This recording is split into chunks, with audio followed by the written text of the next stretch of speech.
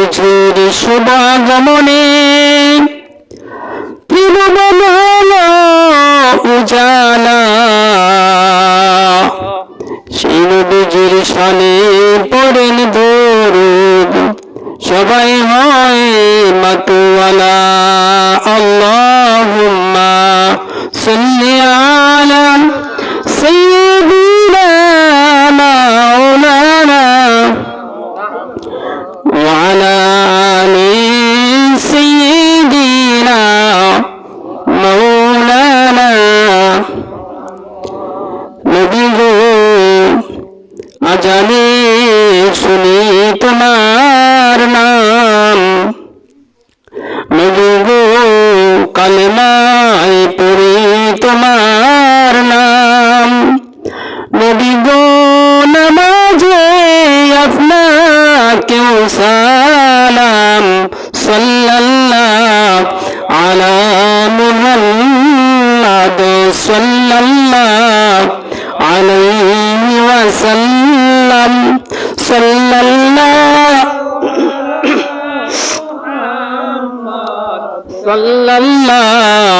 আলাইহি ওয়াসাল্লাম। বালাগাল উলা বিকামালিহি কাশাফাদ দুজা বিজামালিহি হাসনাত জামিউ খিসালিহি সাল্লু আলাইহি ওয়া আলিহি। আলহামদুলিল্লাহ, সমস্ত প্রশংসা সেই মহান আল্লাহ রাব্বুল আলামিনের জন্য, যে মহান আল্লাহ রাব্বুল আলামিন সারা বিশ্বের মাঝে আমাদেরকে মানুষ রূপে প্রেরণ করেছেন, পাঠিয়েছেন।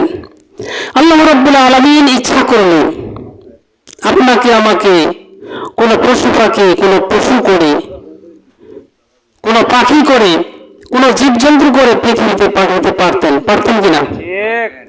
আল্লাহ রাব্বুল আলামিন নিজ কৃপায় আপনাকে আমাকে আশরাফুল মাখলুকাত তথা সৃষ্টির সেরা জীব করে মানুষ হিসেবে পৃথিবীতে পাঠিয়েছেন। সেই মহান প্রভুর প্রশংসা করে সকলে বলি আলহামদুলিল্লাহ।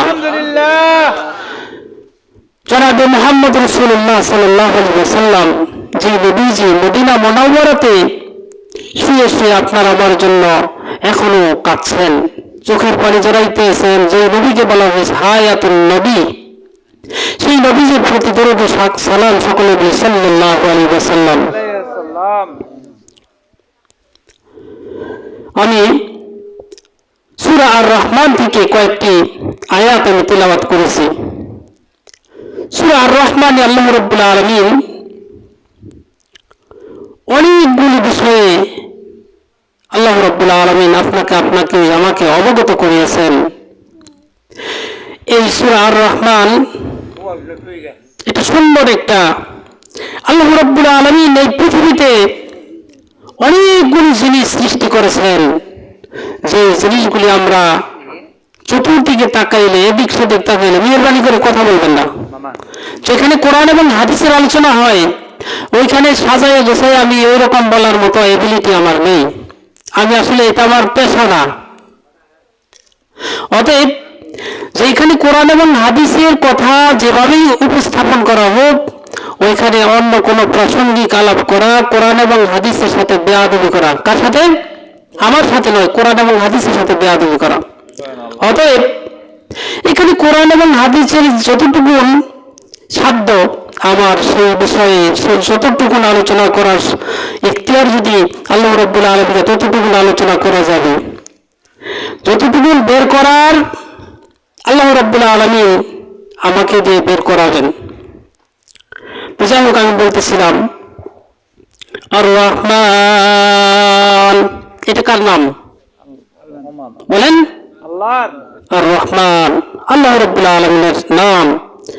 আল্লাহ হলো আর রহমান, করুণাময়। আর রহমান শব্দের অর্থ কি? করুণাময়। আর রহিম, যিনি দয়ালু। আল্লাহ রাব্বুল আলামিন আল্লাহ বলতেছেন আর রহমান, করুণাময় আল্লাহ। আর রহমান ওই করুণাময় আল্লাহ, আল্লামাল কোরআন, যিনি মানুষকে শিখিয়েছেন আল কোরআন। আফসোসের বিষয়, পরিতাপের বিষয় হলো আমাদের এলাকায় শতকরা 100%, আমাদের নর্মাতে কোনো হিন্দু আছে? 100% মুসলিম আমরা। কিন্তু পরিতাপের বিষয় হলো, আজকে যদি সূরাতুল ফাতিহা মুখস্থ বলতে বলা হয়, সহি শুদ্ধভাবে বলতে বলা হয়, আমরা শতকরা 99% লোকে ফেল করে যাব কিনা? আল্লাহ বলেন আল্লামাল কোরআন, আমি শিক্ষা দিয়েছি কোরআন। এই কোরআনুল কারীমটা কে নাযিল করেছেন? কার উপরে নাযিল করেছেন? আপনার আমার নবী মুহাম্মদ রাসূলুল্লাহ সাল্লাল্লাহু আলাইহি ওয়াসাল্লাম।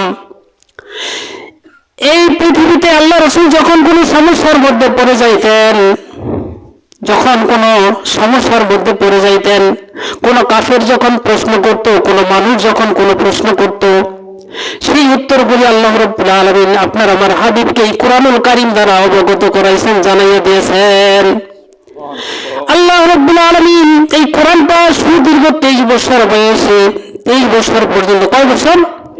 1 বছর নয়, 2 বছর নয়, আল্লাহ রাসূল সাল্লাল্লাহু আলাইহি সাল্লামের হায়াতে জিন্দেগিতে 23 বছর সময় এই কোরআনুল কারীম নাযিল করেছেন। আল্লাহ রাসূল সাল্লাল্লাহু আলাইহি সাল্লাম কোন সমস্যার সম্মুখীন হলেই আল্লাহ রাব্বুল আলামিনের উপরের দিকে, আল্লাহ রাব্বুল আলামিনের দিকে আল্লাহ রাসূল সাল্লাল্লাহু আলাইহি সাল্লাম তাকাইতেন।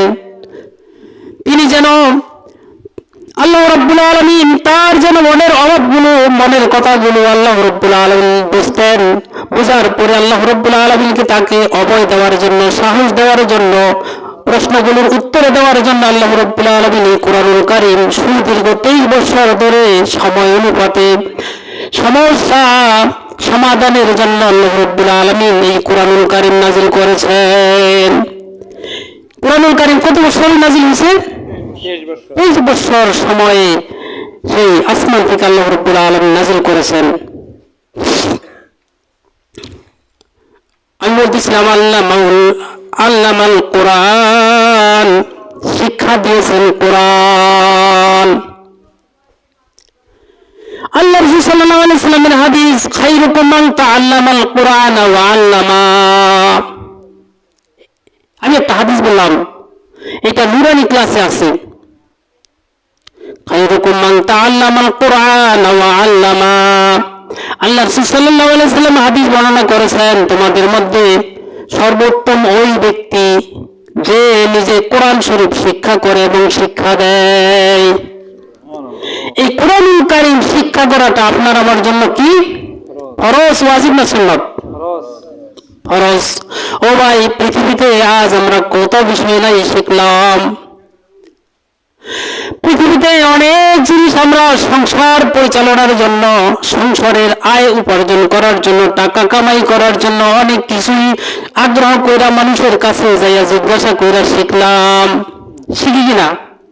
এই যে অনেক ভাইয়েরা কলা আবাদ করেছিল, চাষ করেছে অনেকেই, যে কলাটা এই শীতের আগে কিভাবে তাড়াতাড়ি আনয়ন করা যায়, এই জন্য সার মেডিসিন কিভাবে দেওয়া লাগবে, অনেক ভাইদের কাছে পরামর্শ নিয়েছে কিনা? ও ভাই, আমি আর আপনি তো সকলেই মুসলমান, মুসলমানের ঘরে আপনার আমার জন্ম, কিন্তু আদৌ আপনার আমার দ্বারা সম্ভব হলো না এক ভাইয়ের কাছে এই কোরআনুল কারীম শিক্ষা করা। ভাই, আমি এই সূরা ফাতিহাটা জানি না, আপনি আমাকে ফাতিহাটা শিখাইয়া দেন। ভাই, এই সূরা ইখলাসটা, এই কুল সূরাটা আমি পারি না, আমাকে শিখাইয়া দেন। বলছি কি এখন পর্যন্ত? বলি নাই ভাই। কিন্তু আল্লাহ রাব্বুল আলামিন এই কোরআনুল কারীম শিক্ষা করা আপনার আমার জন্য জরুরি করেছেন, ফরজ করে দিয়েছেন। যেই রকম 5 ওয়াক্ত নামাজ পড়া আল্লাহ রাব্বুল আলামিন ফরজ করে দিয়েছেন, এইরকম কোরআনুল কারীম শিক্ষা করাটাও ফরজ করে দিয়েছেন। দুঃখের বিষয়, পরিতাপের বিষয় হলো এমন ভাই আপনার আমার মাঝে রয়েছে, আমরা মসজিদে দেখি, আমরা নামাজ পড়াই, আমরা পড়ি মসজিদে, যে অনেক ভাইদেরকে বলি দেখি দাড়ি চুল সাদা হয়ে গেছে, মরণের চিহ্ন এসে গেছে। দাড়ি চুল সাদা হয়ে যাওয়া মানে কি? মরণের চিহ্ন আসা, পরিবর্তন হওয়া। অনেকের দাঁত চাপা থেকে খসে গেছে, চোখের পাওয়ার লো হয়ে গেছে, শরীরের চামড়া ঢিলা হয়ে গেছে, হয়েছে কিনা? কিন্তু এই রকম অনেক ভাইরা রয়েছে যারা মসজিদে গিয়ে শুধু তাকিমাকি করে কিভাবে 2 রাকাত নামাজ আদায় করবে, করে কিনা? আমি অনেক দেখেছি, অনেক ভাইদেরকে দেখেছি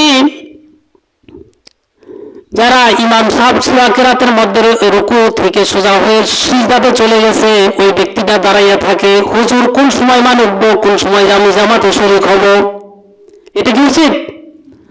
উচিত নয়। ইমাম যে অবস্থায় থাকে ওই অবস্থায় মুক্তাদি যারা থাকবে, যারা নামাজ আদায় করে পিছনে, ইমাম যে অবস্থায় থাকবে সিজদারত অবস্থায় থাকলে সাথে সাথে সিজদা দিতে হবে, তাকবীরে তাহরিমাটা বলে সাথে সাথে ইমামের সাথে সিজদা দিতে হবে। ও ভাই, এই বিষয়গুলো যদি আপনার আমার জানা থাকতো, এই কোরআনুল কারীম যদি আপনার আমার শিখা থাকতো, এই তাসবিহ তাহলিল গুলো যদি আপনার আমার শিখা থাকতো, 2 রাকাত নামাজ কিভাবে আদায় করতে হবে, কোন সময় কোন তাসবিহ পড়তে হবে, এইগুলো যদি জানা থাকতো, তাহলে ওই মসজিদে গিয়ে তাকিমাকি আর করতে হতো না, মসজিদে গিয়া কারো নামাজকে ফলো করতে হইতো না, নিজে নিজে আপনার নামাজ আপনি আদায় করতে পারতেন কিনা? তো ভাই, আল্লাহ রাব্বুল আলামিন বলেছেন আল্লামাল কুরআন, আমি আল্লামাহুল খালাকাল ইনসান আল্লামাহুল বায়ান।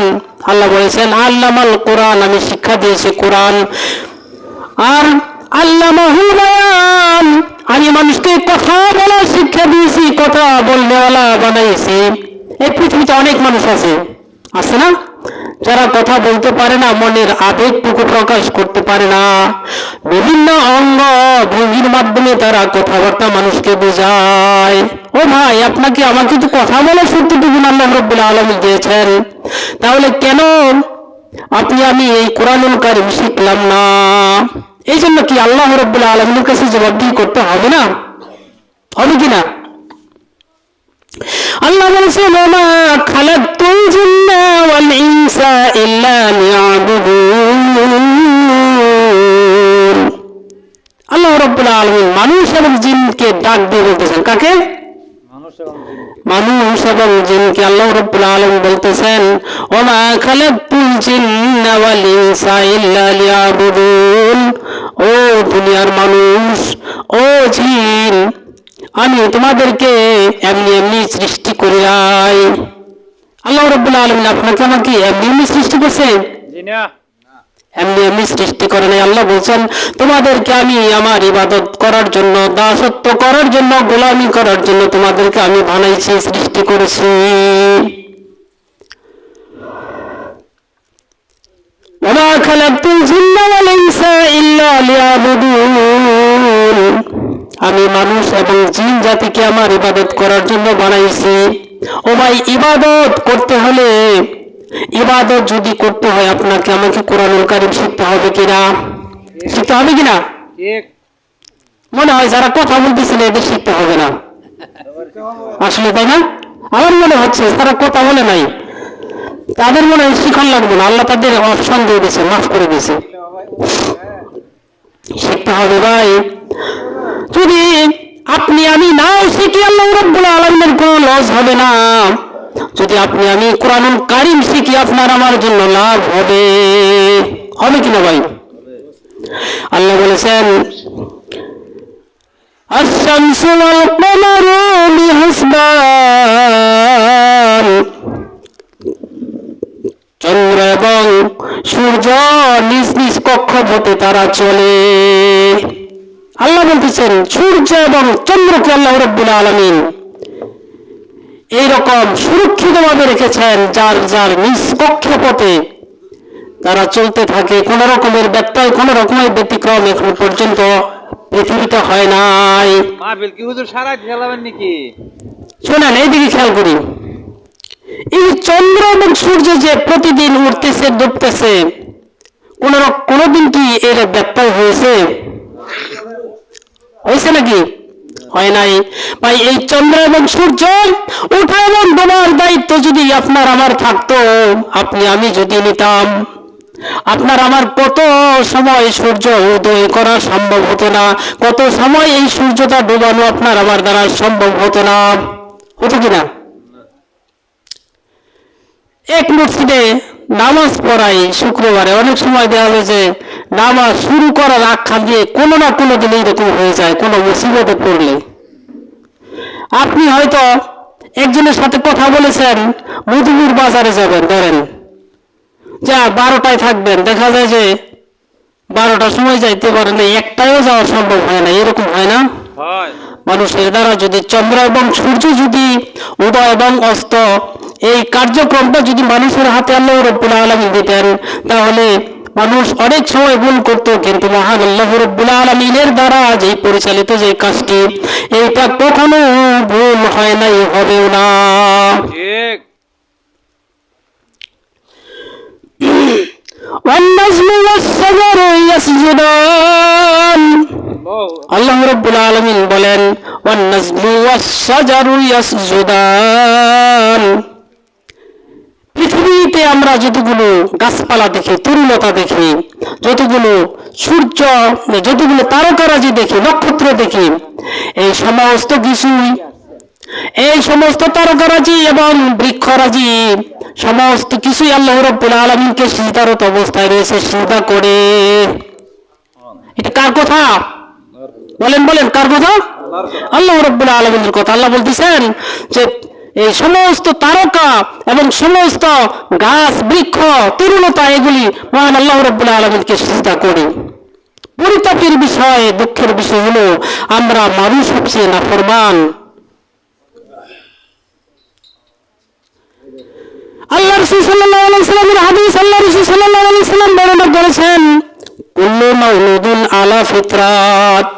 আল্লাহ রাসূল সাল্লাল্লাহু আলাইহি ওয়াসাল্লাম বলেন প্রত্যেকটা সন্তান সত্য দিনের উপরে সত্য দিন নিয়ে সত্য দিন স্বীকার করে পৃথিবীতে আসে।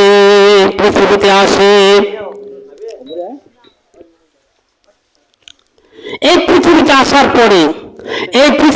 আসার পরে সন্তান বিভিন্ন দিকে তারা প্রদক্ষিণ হয়ে যায়।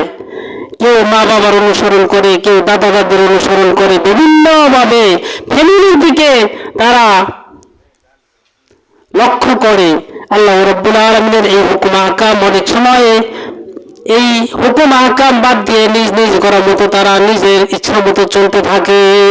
যাই হোক, আমি যে বিষয়ে বলতেছিলাম, আমাদের আমন্ত্রিত উলামায়ে কেরামগণ এখানে এসে হাজির হয়েছেন। দুঃখের বিষয়, পরিতাপের বিষয় যে আমাদের 10টা 11 বাজে, 10:15, আমাদের আমন্ত্রিত অতিথি মেহমান যারা রয়েছেন এখন পর্যন্ত আমাদের মাঝে আসতে পারছিলেন, এই জন্য আমরা খুবই মর্মাহত এবং দুঃখিত। আল্লাহ রাব্বুল আলামিন যেন একটা ওয়াজ মাহফিল, একটা মানুষ যদি এটার আয়োজন করে তাদের কতটুকু কষ্টসাধ্য হয় সেটা আমরা জানি। আমরা যে একটা মাহফিল অ্যারেঞ্জমেন্ট করেছি, কিন্তু যারা আয়োজক তারাও পরিশ্রম করে, আর যারা শ্রোতা তারাও অধীর অপেক্ষায় বক্তাদের সুনিমিত কণ্ঠে কোরআন এবং হাদিসের আলোচনা শোনার জন্য অপেক্ষমান অবস্থায় থাকে। আর সেই শ্রোতাগুলি অনেক কষ্ট স্বীকার করেছে, অনেক কষ্ট পেয়েছে তারা। যাই হোক, শেষ মুহূর্তে বলেছে ভুল হলে যেন আল্লাহ রাব্বুল আলামিন আমাকে ক্ষমা করেন, আর আপনাদের জন্য কোনো কষ্ট দিয়ে থাকে কোনো কথায় মেহেরবানি করে আমাকে আপনারা ক্ষমা করবেন। আমি আসলে কোনো আলোচক নই। এখন